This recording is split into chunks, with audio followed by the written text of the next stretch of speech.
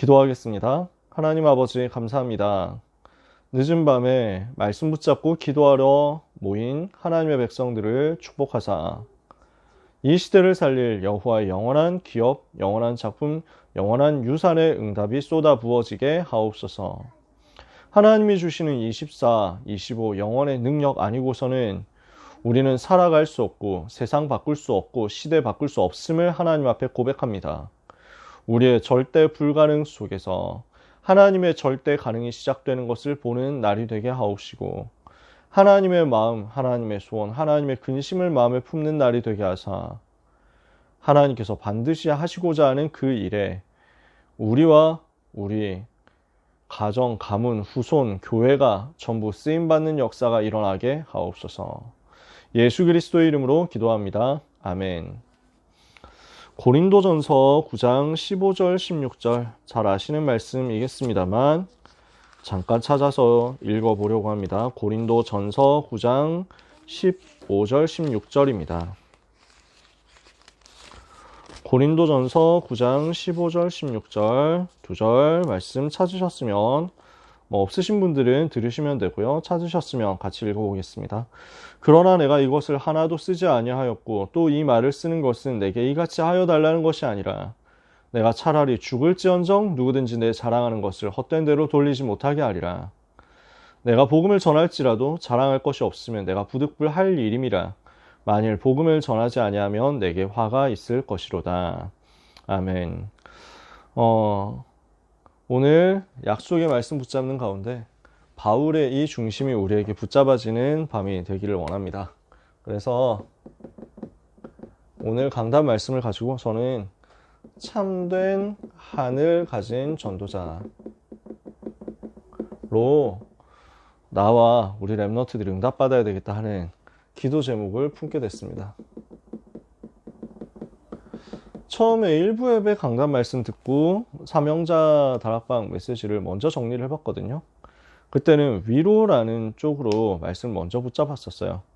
근데 2부까지 듣고 나니까 방향이 달라져야 되겠다 생각이 들더라고요.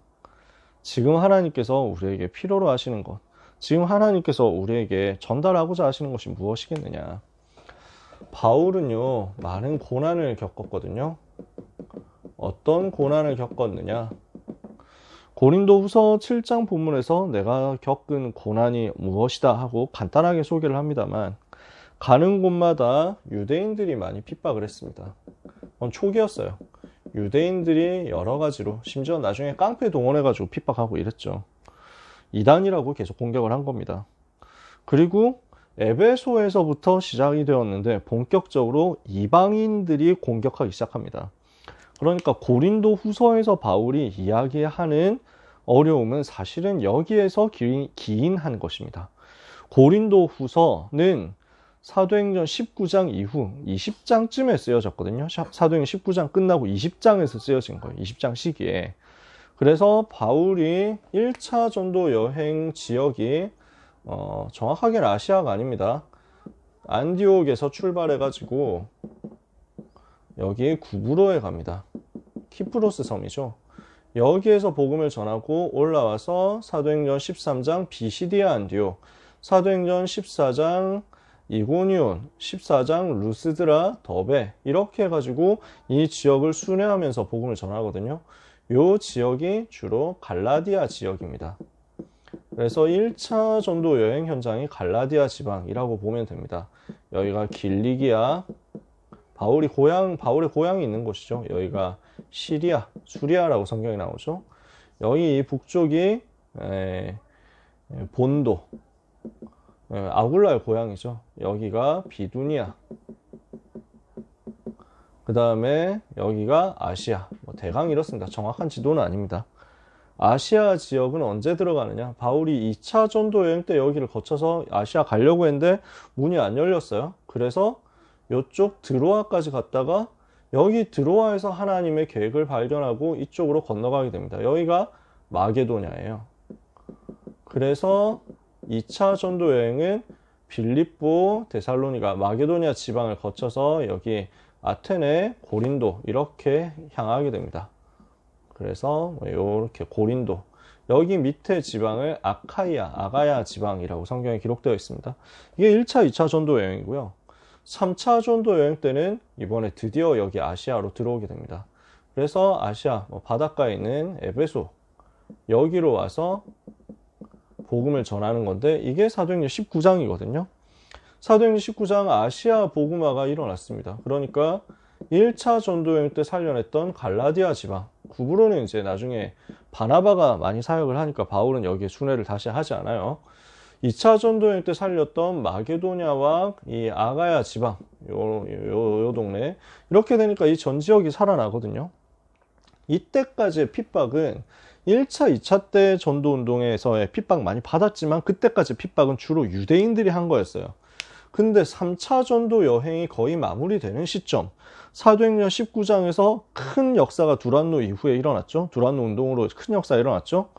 그리고 나서 바울이 내가 로마도 보아야 하리라 하고 결단을 한단 말이에요. 로마에 가겠다는 거죠. 그래서 로마 복음화를 위한 계획을 세우고 있는데 굉장히 어려운 소식이 들리는 겁니다. 그게 뭐였냐면 교회 내부에서, 특히 고린도 교회에서, 여기 고린도죠, 너무 분쟁하고 싸운다, 요 얘기가 들리는 거예요.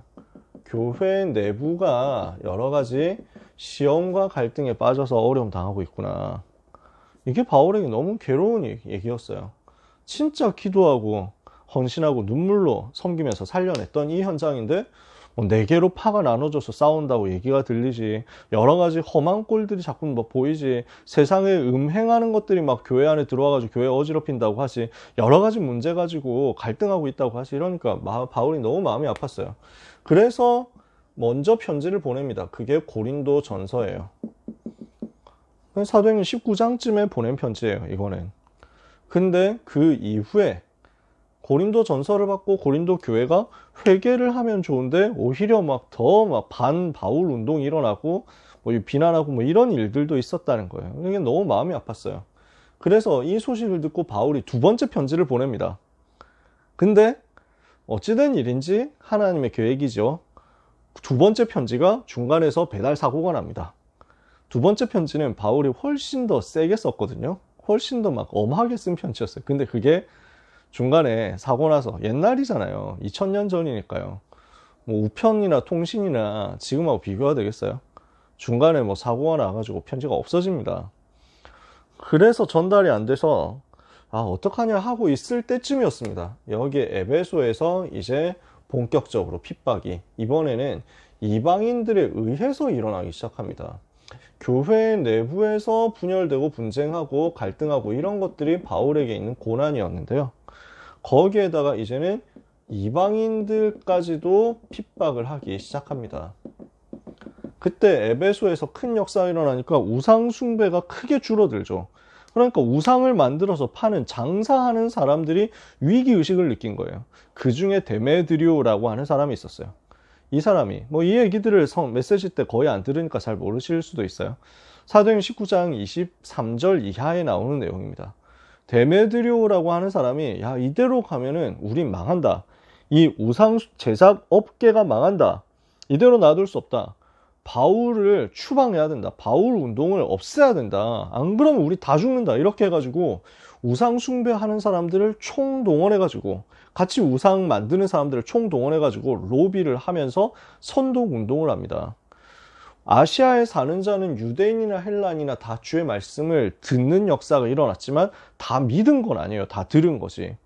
그러니까 여전히 복음 반대하는 사람들 당연히 있겠죠. 이방인 중에서도 예수 이름은 다 들었지만 안 믿는 사람들도 상당히 있을 거예요. 전에는 유대인들이 핍박했는데 이제는 이방인들이 일어나가지고 바울 때문에 우리는 지금 아르테미스 여신을 섬기는 우리 에베소는 아르테미스 여신의 가호로 이만큼 성장한 도시 아니냐. 위대한 아르테미스 여신의 우상 신전이 지금 전 세계 소문나 있는데, 그쵸? 그때 당시에 7대 불가사의 얘기 들어보셨나요? 세계 7대 불가사의 그 중에 하나가 에베소에 있었던 아르테미스 신전이었어요. 근데 그 위대한 아르테미스 여신 섬기는 우리 도시 에베소가 지금 뜨내기 저 유대인 바울이라는 사람 때문에 다 무너지게 생겼다. 이게 맞냐? 우리는 지금 우리의 전통, 우리의 문화, 우리의 유산 싹 다 날려먹게 생겼다. 분하지도 않냐? 위대한 아르테미스 여신을 제대로 섬겨야 되지 않느냐? 하면서 막 선동을 했는데 거기에 엄청 넘어가요. 그래서 평소에 기분 나쁘다, 평소에 좀 쎄하다 했던 사람들, 우상숭배 열심히 했던 사람들, 근데 우리 밥그릇이 점점 줄어든다 하고 걱정하고 있던 사람들이 전부 나서가지고 이제는 반바울 운동을 시작합니다. 이래서 지금도 에베소 가면 있거든요. 두란노 서원에서 걸어서 1분 거리에 있습니다. 그 큰 원형극장 있어요. 한 수만 명 들어가요. 거기에 바울 반대 운동을 어마어마하게 선동해가지고 크다 에베소 사람의 아데미어 하면서 소리 지르면서 바울과 이제 바울이 하는 뭐 예수 운동 이거 몰아내자 이렇게 총 걸기를 한 거예요. 그때 바울이 물리적으로 고난을 당했다는 기록은 없습니다. 일단 사도행전은요. 그때 바울이 두들겨 맞았다, 위협을 겪었다 이러지는 않았어요. 근데 너무 분위기가 안 좋았어요. 그러니까 바울하고 같이 바울이 직접 들어가가지고 이 사람들 앞에 해명하려고 하니까 제자들이 다 말렸어요. 절대 들어가면 안 된다고. 이래서 너무 어려움을 겪고 바울은 에베소를 떠납니다. 그때 바울의 심정을 고린도후서 1장에서 바울이 직접 표현한 거예요. 내가 힘에 겨운 고난을 받아서 살 소망이 거의 끊어질 정도였다. 바울은 그게 굉장히 힘들었던 것 같아요. 3년 동안이나 헌신하고 기도하고 다 살려냈다고 생각했는데 큰 역사 일어났는데 핍박이 그렇게 일어나고 위에서 지금까지 유대인들 핍박하는 건 이해했는데 이방인들까지 이렇게 몰려올 줄은 몰랐던 거죠. 너무 어려웠어요. 그래서 바울은 에베소를 떠나서 마게도냐로 오게 됩니다. 빌립보였는지 아니면 데살로니가였는지 알 수는 없지만 마게도냐로 왔는데요. 거기에서 이번에는 위로의 소식이 옵니다. 그 위로의 소식이 뭐였냐면 두 번째 편지 실패했죠. 그래서 세 번째 편지를 써야 되는데 미처 쓰지 못하고 바울은 여기로 온 상황이었어요. 근데 이번에 고린도 교회, 그래서 바울이 너무 교회가 어렵고 좀 상황이 안 좋으니까 디도를 보냈거든요. 제자 디도를 보내가지고 여기서 고린도 교회에서 팀 사역을 하도록 만들었어요. 그리고 수습도 하고 메시지도 전달하고. 근데 이렇게 디도가 사역을 하고 난 다음에 와서 보고를 하는 겁니다. 바울 목사님, 고린도 교회가 회개했습니다. 고린도 성도들이 이제 복음 붙잡는다고 합니다. 이 소식이 딱 들려온 거예요. 그러니까 바울이 하나님 앞에서 너무 감사한 거예요. 그게 고린도 후서를 기록하게 된 배경이에요. 그래서 바울은 여기에서 내가 너무 하나님이 주시는 위로를 받았다 이렇게 표현을 하는 겁니다. 바울에게는 이런 수많은 위기와 수많은 위협들이 있었습니다. 그렇지만 바울은 여정을 중단할 수 없었어요. 세계복음화의 여정 중단할 수 없었어요. 나는 힘에 겨운 고난을 받았지만 살 소망까지 거의 끊어졌지만 그러나 나는 여기서 내 걸음을 마칠 수 없다. 왜냐? 바울에게는요 하나님의 마음이 깊이 새겨져 있었거든요. 하나님의 근심이 깊이 새겨져 있었거든요. 하나님의 한이 깊이 각인되어 있었거든요. 그래서 본문에 어떻게 되어 있습니까? 로마서 1장 14절에는요. 내가 헬라인에게나 유대인에게나 이방인에게나 모든 사람에게 복음에 대해서 빚진 사람이다. 나는 모든 사람에게 복음을 전해야 될 빚이 있는 사람이다. 그래서 바울은 이걸 두고 고린도후서 5장 13절에는 내가 정신이 온전해도 너희를 위해서고 내가 미쳤어도 너희를 위해서 미친 것이다. 교회를 위해서 한을 가지고 있었다는 거죠. 이렇게 생을 걸고 헌신하고 있는 바울에게 하나님께서 위로를 주시는 거예요. 환난과 핍박과 여러 가지 낙심과 절망의 상황 속에서 무엇을 바라보느냐? 아무도 바라볼 데가 없어요. 바울은 좋으신 하나님을 바라본 것입니다. 근데 하나님께서 주시는 위로가 임하는 거예요. 그 위로를 붙잡고 힘을 얻어서 살아난 겁니다. 그래서 그 기쁨을 가지고 표현하면서 아직도 정리가 되지 않은 부분에 대해서 메시지를 고린도 교회에 전달하는 게 고린도 후서입니다. 그래서 고린도 후서의 배경이 이렇게 된다는 거예요. 그러면은 그때 바울이 가지고 있었던 중심이 무엇이었고 우리는 어떤 중심을 가져야 되겠느냐? 자, 1부 예배입니다. 약속을 가진 자들 그랬습니다. 여기에서의 포커스는 위로입니다. 지금도 계속되고 있는 창세기 3장, 6장, 11장 문제. 교회는 이걸 살리지 못하고 분쟁만 하고 있습니다. 교회가 이 문제 해결해야 되는데 교회는 여기에 관심이 없는 거예요. 지금 나 중심, 육신 중심, 성공 중심이라는 그럴듯한 함정을 파가지고 마귀는 전 세계를 지금 집어삼키고 공격하고 어려움 주고 있습니다. 근데 교회는요, 당연히 마귀 같은 거 없다, 사탄 같은 거 없다, 예수 외에도 구원의 길이 있다, 이렇게 말하는 자유주의 하는 사람들은 말할 것도 없습니다. 교회의 절반입니다. 그게 세계 교회의 절반이 딱 그 정도 수준입니다. 안 믿어요. 성경을 안 믿습니다. 나머지 절반 중에서 대부분이 어떻게 하고 있냐면, 거의 많은 비중이 어떠냐면, 한국도 마찬가지인 게, 저는 그분들 참 존중하거든요. 근데 안타깝게도 그분들 중에서 많은 사람들이 사탄 마귀 얘기를 왜 그렇게 많이 하느냐, 마귀 얘기 너무 많이 한다, 왜 그렇게 많이 하냐, 아니 예수님이 다 끝냈다, 예수님 다 끝냈다, 마귀는 권세 없다, 마귀 시대가 아니다, 마귀 세계가 아니다, 마귀는 지금 활동 안 한다, 마귀는 없다라고 얘기를 하는 거예요. 이 사람들이 진지하게 그 얘기를 하면서 우리 보고 이단이라고 얘기를 하는 겁니다. 귀신 얘기 너무 많이 한다고, 마귀 얘기 너무 많이 한다고. 현장 가보니까 있습니까 없습니까? 귀신이 활동합니까 안 합니까? 창세기 3장, 6장, 11장 문제는 지금도 계속되고 있는데 교회는 이 현장을 살리지 못하고 이 현장에 대해서 능력이 없는 겁니다. 실제로 무속인들이 연예인, 경제인, 정치인들을 사로잡고 있는데, 휘어잡고 있는데 교회는 이 사람들에게 대해서 답을 못 줍니다. 귀신 들린 사람 왔을 때 사람들은 이제는 어디로 찾아갑니까? 무속인을 찾아가든지 아니면 절간을 찾아가든지 아니면 아예 신부 이런 데를 찾아가지 교회를 찾아오지를 않는단 말이에요. 얼마나 분합니까? 그래서 우리는 흐름 바꿔야 되겠습니다. 창세기 3장, 6장, 11장 문제와 교회는 이것을 해결하지 못하고 분쟁하고 있는 이 상태의 흐름을 바꾸기 위해서 그릇을 바꿔라. 사람 위로 받으려고 하지 말고 하나님이 주시는 위로를 받아라. 하나님 나라 배경을 누리는 하나님이 주시는 위로를 반드시 우리는 붙잡아야 되겠습니다. 하나님이 주시는 위로를 가지고 이스라엘과 강대국과 약속을 살리도록 그릇을 바꾸는 나 받아야 되겠다. 어떻게 하면 됩니까? 하나님의 망대를 가지고 나의 영을 살리는 기도를 해라. 하나님의 여정을 가면서 나의 몸을 살리는 기도를 해라. 하나님의 이정표를 보면서 현장 살리는 기도 속으로 들어가라. 그래서 기도로 모든 것을 살리는 영적인 힘을 얻고 하나님이 주시는 위로를 받으라는 겁니다. 우리에게 주시는 참된 위로는 어디에 있습니까? 하나님의 말씀입니다. 선포된 하나님의 말씀, 성취된 하나님의 말씀, 성취될 하나님의 말씀 속에서 위로를 붙잡을 수 있다. 이것이 약속을 가진 하나님의 자녀, 우리 렘넌트 자신입니다. 2부 예배의 메시지입니다. 2부 예배의 핵심 단어는 메시지 제목에서 나온 근심이죠. 두 종류의 근심. 어떤 근심입니까? 세상 근심이 있잖아요. 대부분 사람들은 세상 근심하거든요.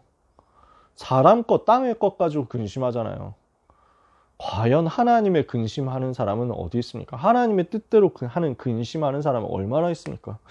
우리는 24, 25 영원을 가지고 누리면서 실행하는 가운데 살아남는 비밀을 가져야 되겠습니다. 이게 리더 수련회 그리고 이후에 있었던 토요일 훈련 메시지였죠. 24 기도의 행복, 25 기도의 능력, 영원 기도의 완성, 이것을 가지고 실행, 이 속에서 살아남는 10가지 비밀 가져라. 이 비밀 가지고 있는 사람은 하나님께서 어떻게 인도하시겠다고 합니까? 세상 근심 말고 하나님의 뜻대로 하는 근심하도록 만들 것이다. 사람들은 전부 세상 근심하는데 그러는 가운데 세상은 지금 어떻게 되어 있습니까? 현장은 어떻게 되어 있습니까? 하나님의 뜻대로 하는 그 근심, 지금 왜 그렇게 필요합니까? 지금 무슬림들이 전 세계 3분의 1 장악한 상태고 제일 빠르게 성장하고 제일 빠르게 확산되고 있습니다. 그러니까 무슬림이 두 가지로 막 흐름이 계속 이어지거든요. 하나는 난민이라든지 이런 식으로 해가지고 계속 파고들어서 유럽 비롯한 선진국으로 들어가는 겁니다. 미국, 유럽, 우리나라도 이제 자꾸 들어오려고 하죠.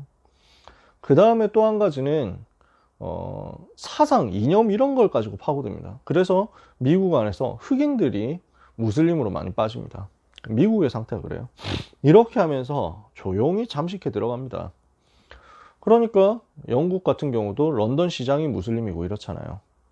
무슬림이 지금 굉장히 많이 파고들어서 실제 권력, 굉장히 핵심부로 많이 들어가 있습니다. 지금 올림픽 하고 있지만 프랑스 같은 경우도 무슬림들이 진짜 많이 지금 구석구석 파고들어서 인구의 뭐 한 10몇 프로, 20% 이 정도 될 겁니다. 독일도 마찬가지고요. 이렇게 하면서 복음운동 하지 못하도록 곳곳에서 이제 문제 일으키는데 여기에 대해서 막을 기도를 하는 사람은 얼마나 되느냐. 3단체는 사상을 가지고, 이론을 가지고, 이념을 가지고, 명상운동을 가지고 계속 활동합니다. 엘리트들 다 파고듭니다. 그래서 지금 문화 구석구석을 파고들어서 장악했습니다. 대학 현장을 완전 장악했습니다. 이게 3단체 사상이거든요. 이러니까 당연히 영적 문제 올 수밖에 없잖아요. 재앙시대가 되어 있습니다. 명상운동하고 하는데 재앙시대 올 수밖에 없잖아요. 이걸 바꿔야 되거든요. 그러니까 하나님의 근심, 이것을 두고 하나님의 뜻대로 하는 근심하는 사람 누가 있냐. 바울이 그렇게 근심하는 사람이었어요. 유대인 살려야 되겠다, 마게도냐 살려야 되겠다, 로마를 살려야 되겠다. 지금 로마를, 마게도냐를, 유대인들을 여기서 건져내야 되겠다. 이게 바울의 밤낮으로 하는 근심이었어요. 그러니까 오늘 제가 이 본문 읽은 거예요. 나는 지금 내가 죽을지언정 이 복음이 헛된 대로 돌아가지 못하게 할 것이다. 이 복음이, 이 귀한 복음이 헛된 대로 돌아갈 바에는 차라리 내가 죽는 게 낫다. 바울이 앞에서 하는 얘기가 뭐냐면은 목회자가 사례를 받아야 되느냐 말아야 되느냐에 대한 이야기입니다. 그래서 바울이 구약 성경 인용해가지고 목회자 당연히 사례 받아야 된다. 당연히 사례 줘야 된다. 그런데 나는 안 받았다. 너희들하고 같이 있을 때 내가 안 받았어. 나는 사례 안 받고 내가 직접 일하고 다녔어. 이유가 뭐냐? 혹시 내가 복음 전해가지고 사례를 받은 그것 때문에 먹고 살기 위해서 사례를 안 받으면, 뭐 돈이 없으면 밥을 못 먹으면 먹고 살 수가 없잖아요. 그러니까 이것 때문에 사례를 받았다고 하더라도 너희들 중에서 혹시 누가 저 사람이 복음 전하는 게 목표가 아니고 돈 받는 게, 돈 버는 게 목표였구나, 이런 소리 하는 사람 나올까 봐 내가 그래서 내게 주어진 권리를 하나도 쓰지 않았다. 왜냐? 차라리 내가 그렇게 될 바에 차라리 굶어 죽고 말지. 내가 죽을지언정 이 복음이 헛된 대로 돌아가게 할 수는 없는 것 아니냐. 내가 그 마음이다. 그러면서 얘기한 거예요. 내가 복음을 전할지라도 자랑할 것이 없는 것은 부득불할 일이기 때문이다. 내가 만일 복음을 전하지 아니하면 내게 화가 있어야 된다. 그게 바울의 근심이고 바울의 한이었어요. 우리는 지금 무엇에 대한 한을 가져야 되겠습니까? 후대를 두고, 죽어가는 교회를 두고 하나님의 뜻대로 하는 근심을 회복해야 되겠습니다. 그렇게 한다면은 우리는 지금 오는 여러 가지 환난이라든지 고난이라든지 질병, 어려움을 보고 올바른 해석을 하게 될 것입니다. 답을 가진 자는 이때 모든 응답 다 받을 수 있기 때문입니다. 그래서 고등부 예배 때 아람 시대 준비, 엘리야에 대해서 우리가 말씀을 나눴습니다. 어제 미리 영상 찍을 때도 시간이 꽤 오래 걸렸다 싶어가지고 걱정을 했는데 과연 고등부 예배 메시지도 굉장히 길어졌더라고요. 근데 마음에 좀 많이 담겼었어요. WRC 메시지하고 엘리야에 대한 그 본론 하나하나가 다 연결이 됐잖아요. 그렇죠? 그러면서 엘리야에 대해서 잘 모르니까 평상시에 메시지 많이 안 들었죠. 쭉 설명하면서 지금 우리의 마음의 상태하고 굉장히 비슷한 사람이 엘리야였거든요. 무엇을 봐야 되겠습니까? 우리 랩넌트는 살아가는 힘 얻어야 되겠습니다. WRC 메시지 1강이죠. 세상 바꾸는 힘 얻어야 되겠습니다. 2강이죠. 그리고 시대 바꾸는 힘을 얻어야 되겠습니다. 3강이죠. 이 힘을 얻도록 24, 25 영원을 누리고 있으면 여호와의 기업, 여호와의 작품, 여호와의 유산 누리게 될 것이다. 이 힘을 엘리야가 우상시대 속에서 외로움 가운데 누린 겁니다. 지금 세상은 어떻게 돼 있었습니까? 이스라엘 어떻게 돼 있습니까? 우상숭배 중독돼 있었잖아요. 그 시대 속에서 하나님을 선포하고 하나님만이 참신이다, 여호와만이 참 하나님이다 선포하려고 하니까 얼마나 외롭습니까? 얼마나 힘든 게 많습니까? 그 외로움 속에서 하나님만 바라본 겁니다. 그러는데 하나님께서는 하나님이 주시는 표적과 하나님이 주시는 기사가 일어나도록 능력을 주신 겁니다. 마침내 흑암을 꺾고 갈멜산에서 완전 승리했습니다. 그러나 하나님의 진짜 시작은 거기에 있지 않았죠. 호렙산에서 언약 붙잡고 엘리사를 찾고 바알에게 무릎 꿇지 않은 7천 제자 남은 자를 세운 겁니다. 이 일을 위해서 하나님은 엘리야를 준비하셨던 거죠. 그래서 우리의 렘넌트들은 외로울 때 어떻게 해야 되겠습니까? 하나님만 바라봐라. 세상이 커 보일 때, 세상이 너무 크고 그 앞에 나는 주눅들 때, 그때 하나님 바라봐야 되겠습니다. 교만과 낙심이 번갈아 가면서 우리를 찾아올 때 우리는 하나님만 바라봐야 되겠습니다. 24, 25 영원으로 하나님을 바라봐라. 그래서 결론입니다. 우리는 지금 무엇을 해야 되겠냐? 우상시대가 되어버린 이 시대에 대한 영적인 한을 가져야 되겠습니다. 엘리야 이거 한을 가진 거예요. 지금 하나님이 없다고 하는 세상, 그러면서 하나님을 대적한다고 하는 전 세상을 바라보면서 하나님의 애통함, 하나님의 뜻대로 하는 근심을 우리 속에 회복해야 되겠습니다. 창세기 3장, 6장, 11장 문제로 지금 전 세계 고통당하는데 교회가 여기에 관심 없고 분쟁하고 있다. 이 사실에 대해서 우리는 진정한 한을 가져야 되겠습니다. 그래서 렘넌트는 세 가지 한을 정리를 했으면 좋겠어요. 역사적인 한입니다. 첫 번째는요. 이건 무슨 말이냐면요. 시대마다 사탄이 반복해서 했던 일입니다. 뭘까요? 복음만 없어지도록 만든 겁니다. 복음만 약화시키는 겁니다. 다른 거 다 해도 좋다 이거예요. 마귀의 전략은 이거예요. 지식을 총동원하고 사상, 권력, 문화, 신학 총동원해가지고 복음만 없애겠다 이거예요. 그리스도 말하지 못하게 하겠다 이거예요. 다 있는데 복음만 없어져 왔어요. 이렇게 내려온 역사적인 한을 우리가 붙잡아야 돼요. 저는 대학생 때 이거 제대로 정리하고 붙잡았거든요. 2008년 리더 수련회 때였던 것 같아요. 그 메시지 들으면서 제 마음속에 울분이 생기더라고요. 야, 마귀는 진짜 시대마다 딱 한 가지 복음만 없애왔구나. 여기에 대해서 하나님의 애통함과 한을 가진 사람은 누가 있느냐? 진짜 너무 분해서 눈물이 나더라고요. 여러분이 이 한을 가지셨으면 좋겠어요. 자, 두 번째 한은 시대적인 한입니다. 이 시대를 바라보고 한을 품는 거예요. 지금 세상 어떻게 되어 있습니까? 복음을 못 들어서 고난당하고 있습니다. 복음을 한 번도 들어보지 못해서 고통당하고 있는 현장. 237 나라 그 속에 있는 5천 종족. 복음을 한 번도 못 들어서 너무 고난당하는 불쌍한 현장. 마음 아파해야 되잖아요. 저기 북한에, 중국에, 공산권에 또는 무슬림 현장에 복음 못 들은 현장 너무 지금 많거든요. 복음을 잊어버린 현장. 유럽과 미국 선진국 현장이 이렇게 돼 있죠. 복음을 잊어버렸어요. 분명히 복음을 하나님이 그 땅에 주셨는데 지금 온데간데 없습니다. 교회가 거의 다 문 닫은 상태입니다. 그리고 복음을 폐기해버렸어요. 지금 상당수 교회가 이렇게 하고 있습니다. 복음을 폐기했어요. 복음 필요 없다 이거예요. 아직도 복음 얘기하고 있냐? 이렇게 나오는 곳들이 있는 거예요. 얼마나 마음 아픕니까? 엘리트들이, 선진국들이 그 복음 무슨 필요하냐? 기독교는 구시대에 가르칩니다. 이제 기독교 시대 갔다 얘기하는 거예요. 복음 폐기. 그러니까 후대를 상실해 버렸어요. 기독교가 후대를 다 빼앗겨 버린 거예요. 결국 재앙이 올 수밖에 없는 오늘의 세계에 대한 한을 가지는 겁니다. 복음을 알고 거부하고, 복음을 알고 복음을 조롱하고, 복음을 알고 복음 없어도 된다라고 얘기를 하는 게 아니에요. 복음이 뭔지도 몰라. 그러면서 이러고 있어요. 물어보면 복음이 뭐냐 물어보면 모른다니까요. 그리스도가 무슨 말인지 아냐 모른다니까요. 그리스도께서 실제로 하신 일이 뭐냐 모른다니까요. 그러면서 대강 들어봤다는 거예요. 대강 안다는 거예요.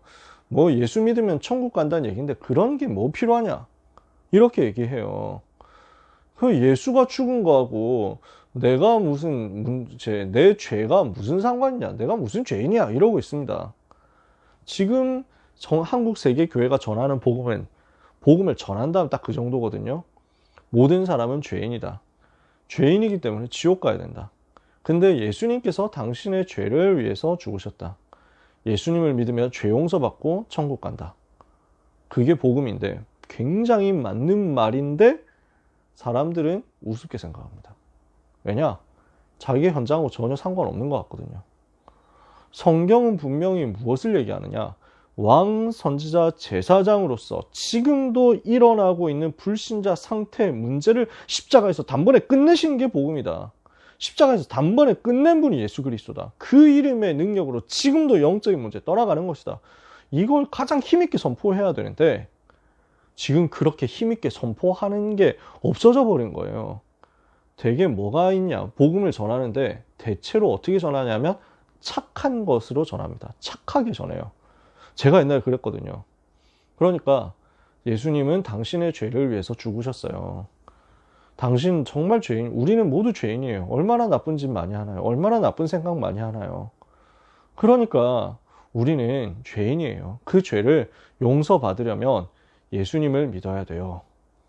그래서 요 얘기 정도 합니다. 맞는 말인데 그 죄가 사람들한테 와닿지 않아요. 내가 뭔 죄인인데, 난 법 어긴 적 없는데 무슨 죄인 같은 소리 하냐. 천국과 지옥 안 믿습니다. 관심이 없어요. 사후세계에 관심 없어요. 그냥 살아가면서 지금 편하게 잘 사는데 뭘 얘기해 줘야 되냐면 영적인 문제, 지금 실제 일어나고 있는 영적인 문제, 지금 실제 일어나고 있는 저주와 재앙의 문제, 그게 지금 성경에 있는 대로다. 사탄과 죄와 지옥이라는 성경에 있는 그 근본 문제에서 지금 이 땅의 모든 문제가 왔다. 그리고 예수 그리스도는 그 모든 문제를 박살 내신 분이시다 하고 당당하게 전해야 되는데 없어. 그러니까 기독교 하면 착하고 평화롭고 무기력한 종교가 되어버린 거예요. 그러니까 무슬림들처럼 전투적으로 나가는 게 없어요. 인도 힌두교처럼 전투적으로 나가는 게 없어요.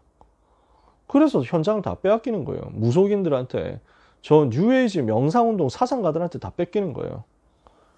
여기에 우리는 한을 가져야 된다는 것입니다.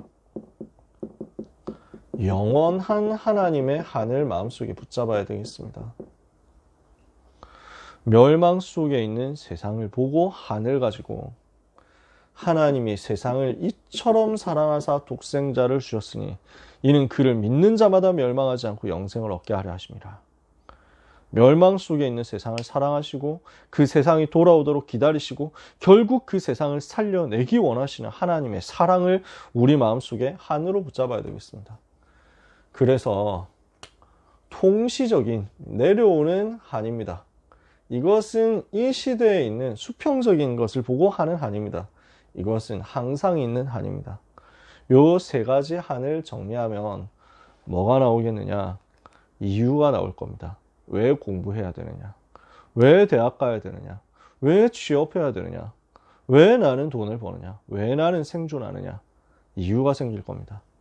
이 한을 가지고 시대를 회복할 이유가 있기 때문에 이것을 감당하도록 하나님 나에게 실제 이 흐름 바꿀 수 있는 준비가 되어지게 하옵소서.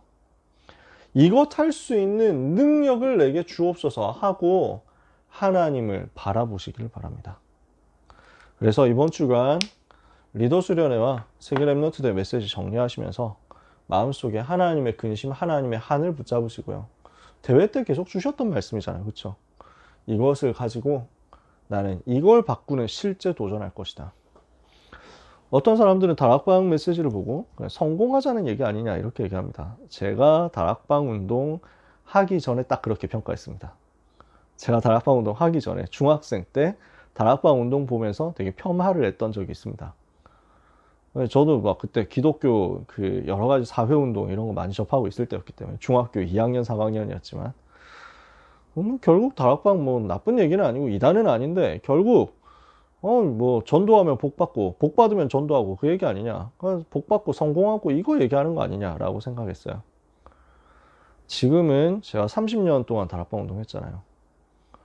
성공이 아니잖아요. 우리는 실패도 실패가 아니잖아요. 우리는 성공 위해서 달려가는 그런 인생 아닙니다. 실패하기 위해서 달려가는 인생도 아닙니다. 하나님의 소원을 품고 하나님의 한을 품고 하나님의 근심을 품고 우리는 우상시대 앞에 도전해야 되겠습니다. 우상시대의 흐름을 바꾸기 위해서 만약에 필요하다면 우리는 가난해도 됩니다. 우상시대의 흐름을 바꾸기 위해서 필요하다면 부유해도 됩니다. 그 가난과 그 부유함이 우리의 본질을 바꾸지 못합니다. 그 우상시대 재앙의 흐름을 막고 땅에 떨어진 하나님의 영광을 회복하기 위해서 우리에게 성공이 필요하다면 하나님께서는 성공을 주실 것이요. 그것을 바꾸기 위해서 우리에게 실패가 필요하다면 하나님 그 실패를 우리에게 주실 것이요. 우리는 그 성공도 그 실패도 성공이 아니고 실패가 아님을 알고 여호와만 바라보다가 응답받을 것입니다. 그 참된 한을 가진 전도자로서 하나님의 소원을 품은 전도자로서 한 주간 현장에서 우리 주님 바라보고 위로받으시는 여러분 되시기를 예수 그리스도 이름으로 축복합니다. 기도하겠습니다. 하나님 감사합니다. 우리에게 참된 소망 주시고 참된 위로 주시는 하나님께 감사드립니다. 우리의 참된 힘이요 우리의 참된 방법이 되시는 여호와 하나님을 바라보니 주의 백성들에게 하나님의 마음, 하나님의 한, 하나님의 뜻대로 하는 근심이 품어지는 역사가 있게 하옵소서. 세상 살리는 영적 도전할 수 있도록 하나님의 백성들에게 오직 성령의 충만함 이번 주간에도 허락하여 주시옵소서. 예수 그리스도의 이름으로 기도합니다. 아멘.